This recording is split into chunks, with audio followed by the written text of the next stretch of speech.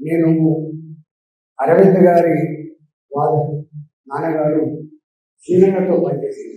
శ్రీరంగ ఎక్కువ మాట్లాడకూడదు, మనిషిని అల్లేటువంటి ఒక గొప్ప మానవతావాది శ్రీరంగ. శ్రీరంగకి రాజకీయాల కంటే కూడా సిస్టమ్ ఒక పద్ధతిని ఆచరించినటువంటి ఒకటి. నన్ను బాగా ప్రేమిస్తుండే తల్లి తల్లి తల్లి బాగా ప్రేమిస్తుండే. నేను కొత్తగా ఎమ్మెల్యే అయినాడు, వాడు మంత్రి ఉండే. నేను తీసుకుని అన్నా ఈ పని చేయి డ్రింకింగ్ వాటర్ అంటే నన్ను చూసిన తర్వాత, నా నడవడి నా మాట చూసిన తర్వాత, తల్లి నీలాంటి వాడు తప్పక భవిష్యత్తు ఉంటుంది, నీలాంటి వాడికి సమాజం చేయాలని చెప్పి నన్ను హక్కును చేర్చుకొని నా ఎదుగుదలకి ప్రజాక్షేత్రంలో అక్కడ పేరు రావడానికి దూరపడ్డ మహానాయకుడు మా DC అన్న. ఆ తదుపరి తెలంగాణ రాష్ట్ర ఏర్పాటు కోసం మహాభారత యుద్ధంలో ధర్మరాజు ఏ పాత్ర పోషిస్తాడు, అదే పద్ధతిలో 100 అబద్ధాలు ఆడైన పెళ్లి చేయాల సూత్రాన్ని అప్లై చేసి తెలంగాణ రాష్ట్ర ఏర్పాటు కోసం అందరినీ ఒప్పించి మెప్పించి ఇవాళ రాష్ట్ర ఏర్పాటులో కీలక పాత్ర పోషించిన మహనీయుడు కూడా DC మాట్లాడారు. ఒకసారి నేను ఆర్థిక మంత్రి అయినా, కౌన్సిల్లో వారు ప్రతిపక్ష నాయకులు ఉన్నారు. వారు షబ్బీర్ అలీ గారు ఇద్దరు నాయకులు, ఉపనాయకులు ఉన్నారు. జనరల్గా మేము 2004 నుంచి 2014 వరకు సభలలో మా వాడి, మా వేడి, మా పోరాట పరిమ చిన్న ప్రత్యక్ష చూసినప్పటికీ కూడా ఆర్థిక మంత్రి అయిన తర్వాత మొట్టమొదటిసారిగా నేను నా బడ్జెట్ ప్రజెంటేషన్ దానిలో ఉపన్యాసం ఇస్తున్నప్పుడు వారి ప్రతిపక్ష నాయకుడే ఉన్నాడు. వారి జనరల్గా నా బడ్జెట్ విమర్శించాలి, నన్ను విమర్శించాలి, నా పార్టీని విమర్శించాలి, కానీ ఎంత గొప్పగా ఉండాలి అన్న మాట ఏంటంటే ఇప్పటి రికార్డులో ఉంటుంది. రాజేందర్, నువ్వు చిన్నవాడివే కానీ నా గురువు అడుగుల రాజారాం, వాళ్ళ గురువు అడుగుల రాజారాం అని చెప్పుకుంటున్నాడు.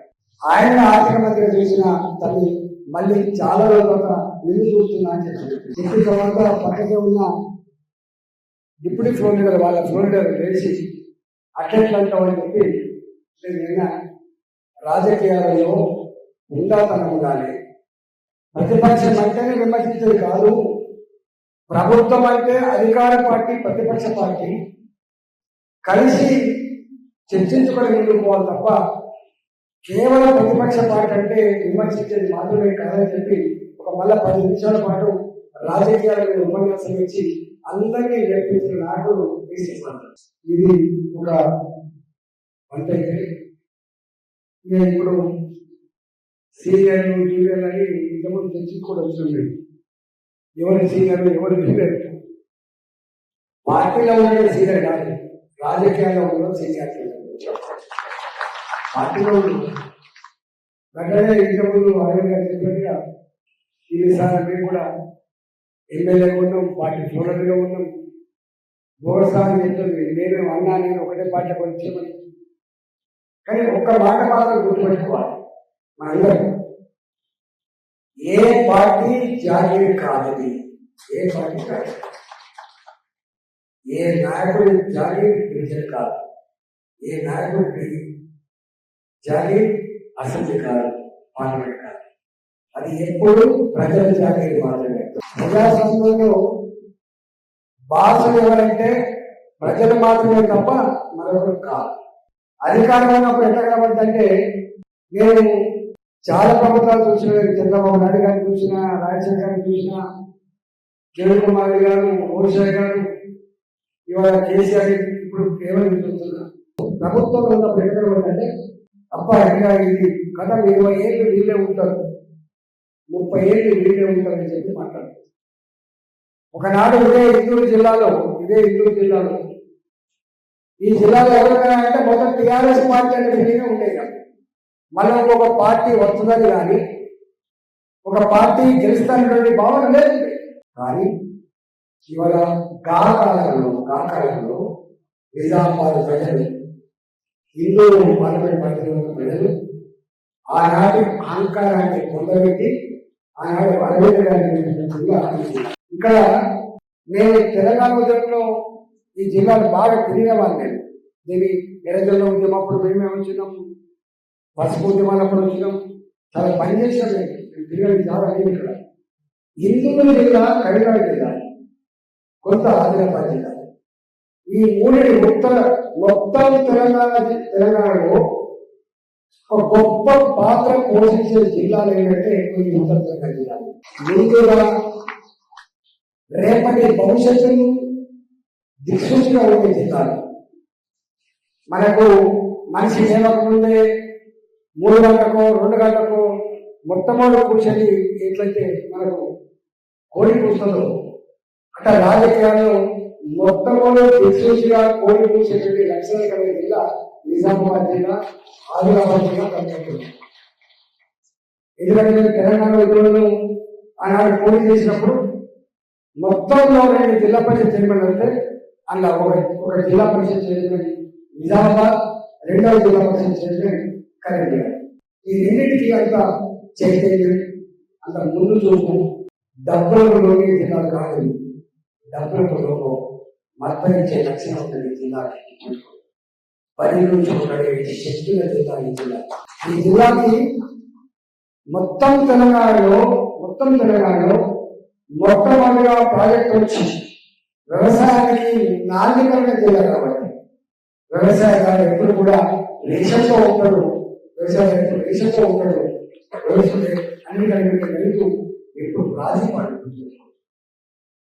నువ్వు ఎప్పుడైనా ఎవరైనా పక్కన చూడు, ఎవరైనా పెట్టుకొని చూడు, కానీ రైతుతో మాత్రం పెట్టుకోండి. రైతు తన రక్తాన్ని చక్రంగా మార్చి ఈ దేశ ప్రజల కోసం ఊరబెట్టాడు రైతు. కాబట్టి ఆ రైతు జిల్లా నా ఎదురు జిల్లా కాబట్టి ఎవరు కూడా తప్పకూడదు. సాహసం ఉంటుంది, పట్టుదల ఉంటుంది, వారి పటిమ ఉంటుంది జిల్లా. ఇవాళ ఈ జిల్లాలో ఇవాళ మొత్తం జిల్లాలు కావచ్చు, ఈ పార్లమెంట్ కావచ్చు, గెలిచిన పార్టీ భారతీయ జనతా పార్టీ మాత్రమే. ఇక్కడ ఇందూరు నిజామాబాద్లో ఇక్కడ corporation election party Bharatiya Janata party. మొత్తం తెలంగాణలో రేషియో ప్రకారంగా ఎక్కువ గెలిచినటువంటి పార్లమెంట్ కూడా ఈ పార్లమెంట్ 60 ఉంటే 20 గెలిచింది. మొత్తం తెలంగాణలో కార్పొరేటర్గా కౌన్సిలర్గా ఇవాళ రేషియో ప్రకారంగా గెలిచిన జిల్లా కూడా ఇవాళ ఇందూరు జిల్లా, ఇందూరు పార్లమెంట్. కాబట్టి నేను ఇంతకుముందు ఎంపీగా చెప్పినట్టుగా రాబోయేటువంటి ఎంపీటీసీ ఎన్నికల్లో కూడా తప్పకుండా మళ్ళీ మీరే ప్రధాన స్థానం రావాలని చెప్పి కోరుకుంటున్న ఆ ప్రధాన స్థానం కోసం మీరు ఐక్యతతో పోరాటం భావిస్తుంది. కానీ ఒక బాధ అనిపించే అంశం ఏంటంటే ఒకప్పుడు 25-30 సర్వీస్ చేస్తే ఓ ఎంపీకి అయితే అని, ఒక ఎమ్మెల్యే అయితే అని, ఒక డిప్యూటీ అయితే అని భావించింది. కానీ ఇవాళ ఎందుకో ఆ పని చేసే సర్వీస్ చేసే పీపుల్ ఓరియంటేషన్ కలిగి ప్రజాక్షేత్రంలో ఉండేవారి కంటే కూడా డబ్బులు కూడా పాత్ర పోషించే స్థాయి. డబ్బులు కూడా ప్రారంభంగా వచ్చేసి పరిస్థితి. ఈ డబ్బులని పక్కన పెట్టి ప్రజాక్షేత్రంలో ధర్మాన్ని నిలబెట్టాలంటే మనం చేయాల్సిన పని కార్యకర్తల బలంగా గొప్పగా ఉంటే, పార్టీ బలంగా గొప్పగా ఉంటే నాయకులు డబ్బుల కోసం ఆలోచించి ఇంతమంది చెప్తుందిగా 7 ఎలక్షన్లు కాదు 8 ఎలక్షన్ నేను ఓడిపోయాను. ఫస్ట్ టైం నేను 9 ఎలక్షన్ మళ్ళీ పార్టీ చేసినాను. మళ్ళీ 6 ఎలక్షన్లో నేను ఇన్ఛార్జ్గా పోయినా. బాన్సువాడ ఎలక్షన్ నేనే పోయింది, ఆదిలాబాద్ ఎలక్షన్ నేనే పోయింది, నారాయణ ఎన్నికలు రాజధాని నేనే పోయింది. ఆ ఎన్నికలు మాత్రమే కాకుండా ఇవాళ మీరెట్లయితే సర్పంచ్గా, నీటి సంఘాల అధ్యక్షులుగా, నీటి సంఘాలు ఉంటే చెరువు అధ్యక్షులుగా ఉన్నాం. ఆ ఎన్నికలు కూడా 20 ఎన్నికలు చూసిన. మా దగ్గర నేను ఉన్నంత వరకు ఎన్నడూ ఒక ఎంపీ ఓడిపోలేదు. ఎన్నడూ ఒక ఎంపీ కూడా ఓడిపోలేదు. ఎన్నడూ ఒక మున్సిపల్ చైర్మన్ ఓడిపోకుండా ఎప్పుడు గెలుచుకుంటూ వచ్చి స్థానిక సంస్థలను గౌరవం కోసం ఏం చేయాలి, ఎట్లా ఉండాలో నేను కళలు చూసినాను కాబట్టి ఇవాళ నేను ఒక మాట మాత్రం చెప్పదలుచుకున్నా. అంతిమంగా కార్యకర్తల బలంగా ఉంటే నిలబడ్డ క్యాండిడేట్ గొప్ప భరోసా ముందు పెట్టిన ఆస్కారం.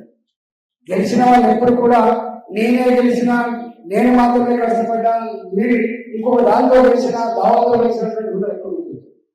ఇవాళ క్యాండిడేట్ ఎంత కమిట్మెంట్ ఉంటుందో క్యాండిడేట్ తో పాటుగా ఆ డివిజన్ లో ఉన్న ప్రతి కార్యకర్త మనకంటే ఎక్కువ నిద్రపోకుండా ప్రతి ఇంటికి పోయి పనిచేస్తుంది. అందువల్ల గెలిచిన వాళ్ళందరూ కూడా తప్పకుండా మీరు ఇవాళ మన కార్యకర్తలకి మన పార్టీ మళ్ళీ ముందుకు నడిపించడంలో మీరు గొప్ప పాత్ర పోషించాలని ప్రజాప్రతినిధి నాయకులం జిల్లా పార్టీ అధ్యక్షులు ఉంటాం, రాష్ట్ర అధ్యక్షులు ఉంటాం.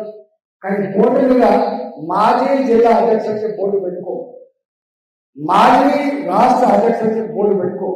కానీ మాజీ కార్యక్రమం చెప్పి పోటీ పెట్టుకుంటారా? మాజీ కార్యక్రమం పెట్టుకోండి. అంటే పార్టీలో ఎన్ని సంవత్సరాలు ఎంత హోదా ఉన్నప్పటికీ కూడా రాజకీయ పార్టీకి, రాజకీయ నాయకుడికి అంతిమంగా గెలుపుకోవడమే కరెక్ట్గా ఉండాలి. ప్రజల ఆశీర్వాదంతో గెలవడమే చాలా కీలకమైన విషయం మనం మర్చిపోవద్దు. భారతీయ జనతా పార్టీ ఒక ప్రజాస్వామ్యమైన పార్టీ, ఒక ఆశయం కోసం ఉన్న పార్టీ, సిద్ధాంతం కోసం ఉన్న పార్టీ, కానీ జనమైన పార్టీ కాదు. జనమైన party Bhajapa, Bharatiya Janata party ward నుంచి మొదలుపెట్టి సర్పంచ్ వరకు, నా ఎంపీటీసీ మంత్రి మొదలుపెట్టి నా ఎంపీల వరకు, నా జడ్పీటీసీ మొదలుపెట్టి జిల్లా పరిషత్ చైర్మన్ వరకు, ఎమ్మెల్యే నుంచి మొదలుపెట్టి రాష్ట్ర సర్కార్ వరకు, ఎంపీ మొదలుపెట్టి భారత పార్లమెంట్ వరకు శాసించే సత్తా సంతరించుకోవాలి. అది మన అంతిమ ఆశయం. అది లేకుండా సంపూర్ణ కాదు. ఆశయం కోసం పనిచేస్తాం, కమిట్మెంట్ ఉంటుంది, దానికి ఎవరు అడ్డు చెప్పండి. కానీ గెలిపే ఇవాళ ఇక్కడ ఈ జిల్లాలో ఒకనాడు ఇక్కడ ఏ పార్టీ గెలవదనే కాదా ఇప్పుడే చెప్తున్నాడు టీఆర్ఎస్ పార్టీ కనుమరుగైపోయిందని. ఒకటే తెలిసేసుకున్నాడు. వాళ్ళ అధికారం ఉన్నప్పుడు ఎట్లుండే అంత వాళ్ళ దానికనే ఉండేది. అధికారం పోవాలి ఎట్లయిపోయింది, కనుమరుగైపోయింది. ఇవాళ కాంగ్రెస్ పార్టీ కూడా ఎట్లా గెలిచిండు అని దానికి లోతులకు పోరు కానీ దానికి అంతా మీరు ప్రత్యక్ష శాస్త్రి కానీ స్థానిక సంస్థలలో ఎప్పుడు కూడా అధికారంలో ఉన్నటువంటి ప్రభుత్వానికి అండగా ఉండే ఆస్కారం ఉంటుంది. నేను నా గౌరవం చెప్తున్నా, 32 జిల్లా పరిషత్లు టీఆర్ఎస్ పార్టీ గెలిచి యారు కూడా 32 జిల్లా పరిషత్, ఒక జిల్లా పరిషత్ కూడా కాంగ్రెస్ పార్టీ గెలవలేదు. ఇలా మున్సిపాలిటీలు 90% టీఆర్ఎస్ పార్టీ గెలిచినారు. ఈ మేయర్ కూడా వాళ్ళు గెలిచారు. కానీ ఇవాళ ఏముంది మన కట్టబెట్టి అంటే ఆనాడు 32 జిల్లా పరిషత్ గెలిచినారు. మాకు ఎవరైతే వాళ్ళు పనుకున్నారు. ఇవాళ కూడా కాంగ్రెస్ పార్టీకి ఏ కారణాల వల్ల గెలిచిందో రేపు మళ్ళీ రిజల్ట్ వచ్చే ఆస్కారం లేదు. ఇవాళ 10 ఏళ్ళు బీఆర్ఎస్ పార్టీ నుంచి ఇవాళ 10 ఏళ్ళ తర్వాత చేశారు పొందబడాలని చెప్పి భావించారు. కానీ ఇవాళ మాత్రం రేవంత్ రెడ్డి సర్కార్ని అప్పుడు చెప్తే కోల్పోయిన ప్రభుత్వం అని చెప్పి భావిస్తారు.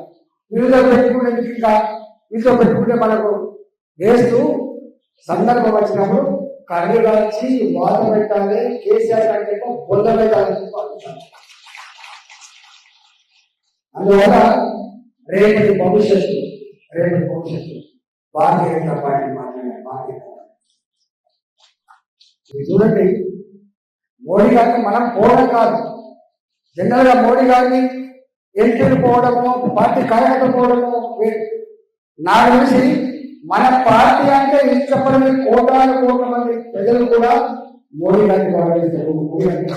కశ్మీర్ కన్యాకుమారి వరకు, అరుణాచల్ ప్రదేశ్ కచ్ వరకు భాషలు వేరు కావచ్చు, సంస్కృతి సాంప్రదాయాలు వేరు కావచ్చు, ఆచార వివరాలు వేరు కావచ్చు. కానీ అందరికందరూ మా మోడీ మా ప్రధానమంత్రి చెప్పిన మాత్రం ఈ దేశ చరిత్రలో ఒక మోడీ గారి మాత్రమే ఆ కీర్తి పెట్టింది. అత్యున్నత సంస్థల ప్రభుత్వాలు ఈ దేశంలో ఒక స్టేబుల్ గవర్నమెంట్ అందించింది. అఖండ భారత ప్రజల విశ్వాసాన్ని పొంది ఈ దేశానికి ఎవరికి ఎక్కువ మోడీ గారి దిక్కని చెప్పి ఇవాళ భావించే పరిస్థితుల్లో దాపాలంలో మనకు ఇవాటి కూడా బిడ్డ మీరు రావాలి, అసెంబ్లీలో మీరు రావాలి, పార్లమెంట్లో కాదు. ఇవాళ ఏమనుకుంటున్నారంటే ఈ సర్పంచ్ ఎన్నికల నుంచి మొదలుపెట్టి ఎమ్మెల్యేల వరకు భారతీయ జనతా పార్టీ ఎక్కువ కష్టపడదేమో, కానీ మోడీ గారు అయితే తప్పకుండా గెలిపించారు అంటున్నారు.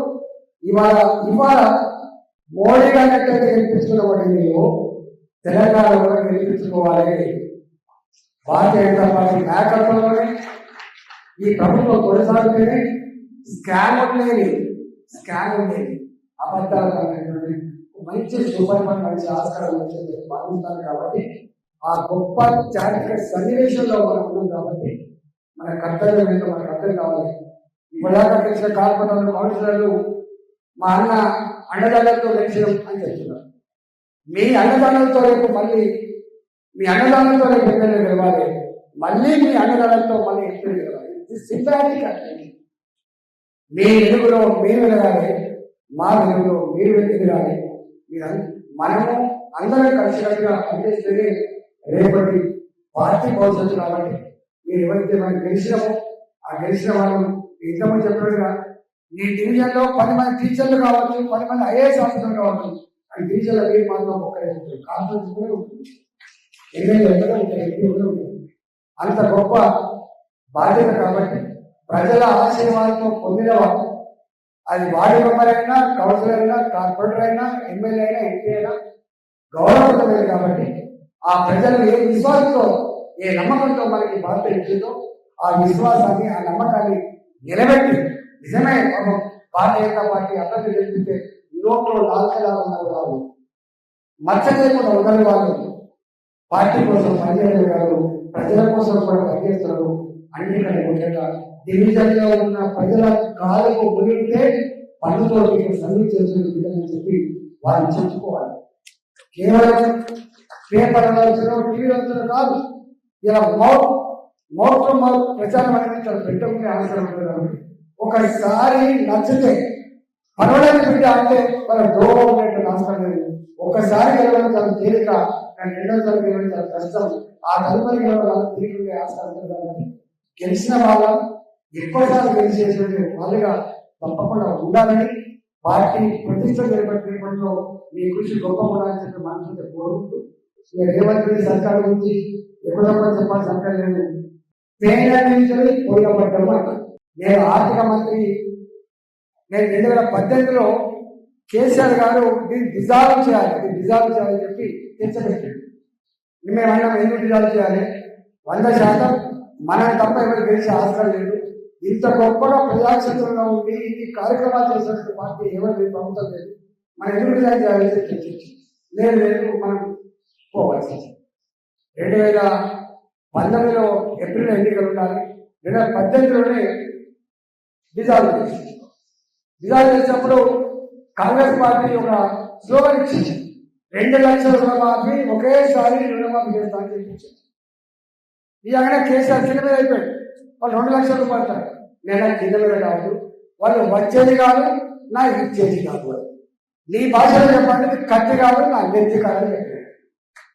చెప్పగానే నీ మాట మేము అర్థమైపోతాం, మేము కూడా చేయాలి. నేను ఆర్థిక మంత్రి, నేనన్నా 5,000 కోట్లు కూడా అదనంగా ఖర్చు పెట్టే శక్తి తెలంగాణ కోల్పోయింది. నేను ఆర్థిక మంత్రిని చెప్పడం ధర్మంగా చెప్తున్నా. అంటే నేను 1,00,000 రూపాయలు రుణమాఫీ చేస్తా, 4,000 రూపాయలు నిరుద్యోగ వృత్తి ఇస్తా. ఇట్లా హామీ ఇచ్చింది.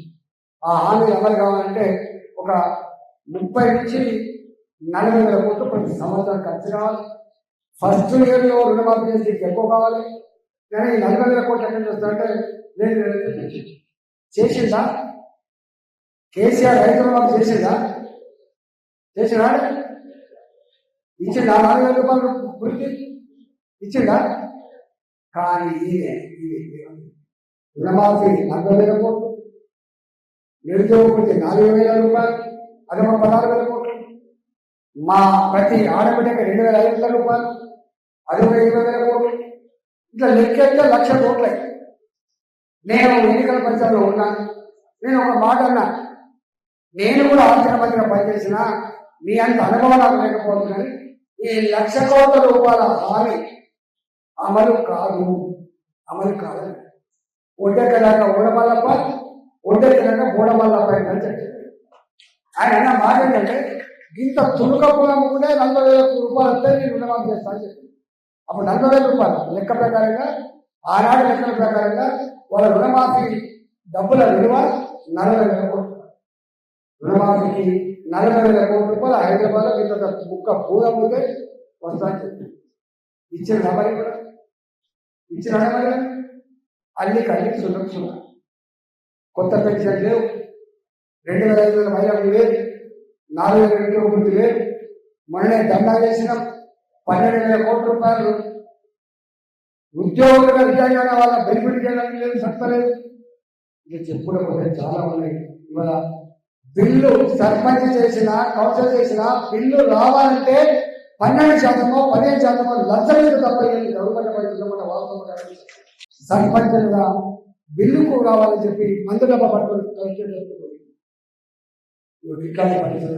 అందుకనే దానికి పని అయితే రేవంత్ రెడ్డి గారు కదా, రేవంత్ రెడ్డి జేజమ్మది వచ్చినా కూడా కాంగ్రెస్ పార్టీ ఇచ్చిన హామీ అమలు చేయదు. కాబట్టి భవిష్యత్తు మనమే. కాబట్టి దయచేసి మనం కలిసి వచ్చిన నిజామాబాద్ జిల్లా, రేపు మీతో పాటుగా ఆదిలాబాద్ జిల్లా, కర్నూలు జిల్లా, యావత్ తెలంగాణకు ఆదర్శవంతంగా ఉంది. ఈ గడ్డ మీద కాషాయ ఎన్నికలలో నాయకత్వంలో ఏదైతే గర్వించే పద్ధతులు పరిపాలన కొనసాగుతుందో ఇక్కడ కూడా పరిపాలన తెచ్చుకుందామని చెప్పి మనం భారత్ మాతాని